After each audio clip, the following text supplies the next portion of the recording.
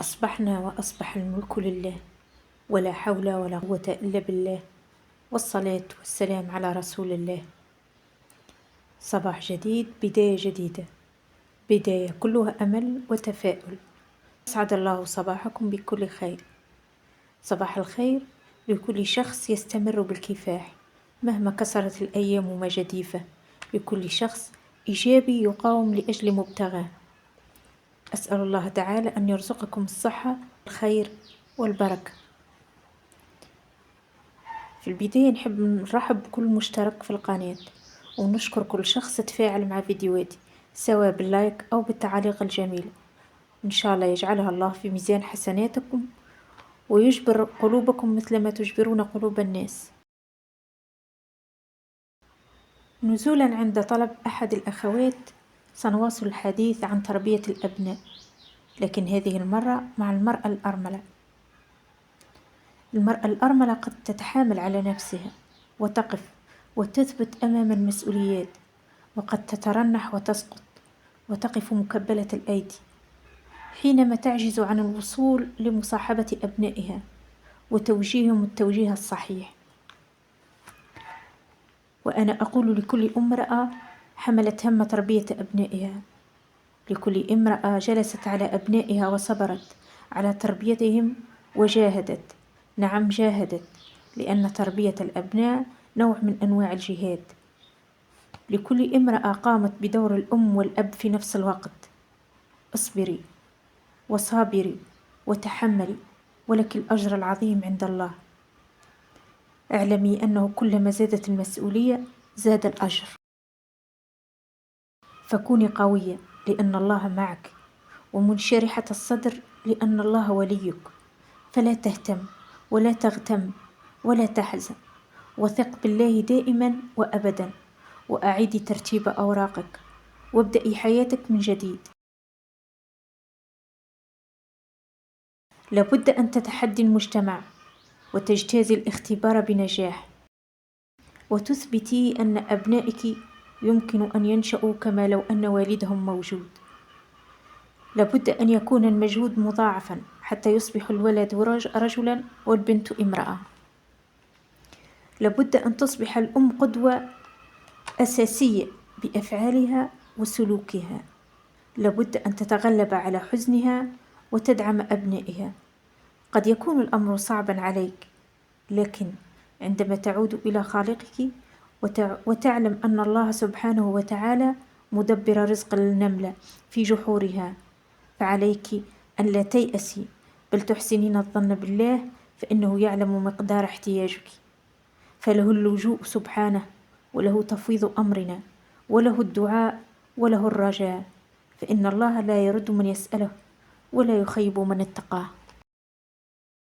قد قال الله تعالى في محكم تنزيله: ومن يتق الله يجعل له مخرجا ويرزقه من حيث لا يحتسب. فإذا أردت النجاح في تربية أبنائك، عامليهم بحزم الأب وعوضي غيابه، ربيهم بحزم وحب، وامدحيهم واثني عليهم وعلى الصفات الإيجابية لديه. ربيهم على القيم والمبادئ والقناعة والرضا بما لديهم. لابد من توفير دعم عاطفي إضافي، ولتكوني أكثر حبا وعطفا وحنانا وتدقيقا في أمورهم، ولتكوني في عيونهم القدوة الحسنة، حتى تتفادي الآثار النفسية لفقدان الأب كالاكتئاب أو صعوبات في التواصل مع الآخرين. في فترة المراهقة علمي ابنك أن الرجولة لا تعني العنف المادي أو اللفظي أو التدخين، إنما الرجولة بالمواقف والكلمة الطيبة. الرجولة أن يكون راعٍ لإخوته ولعائلته، وأن يكون السند والعوض لأبيه. إذا اكتشفت أن ابنك يقوم بالتدخين مثلا أو أي أشياء سلبية، قبل أن تقرري إبلاغه بأنك على علم بسلوكه، اجعليه يعترف هو بذلك. إذا خلقت مساحة آمنة بينكما، تناقشي معه حول هذه الممارسات بشكل عام، وشجعيه على التعبير عن رأيه بحرية مع شرح الأخطار الصحية للتدخين. إذا لم يعترف بخطئه، فهنا لابد من مواجهته من خلال الحوار الهادئ، واخبره أنك موجودة لمساعدته للتخلص من التدخين أو أي ممارسات خاطئة. لابد من مراقبة سلوكه والتعرف على أصدقائه. أما إذا شعرت أن ابنتك تخفي عليك شيئا ما، حاولي أن تقربيها إليك وشاركيها تجاربك وما تعلمتيه من هذه التجارب. تحدثي معها حول مواقف مررت بها، تحدثي معها كما لو كنت صديقة لها. تحدثي معها حول مواقف مررت بها. ابتعدي عن التظاهر بالمثالية.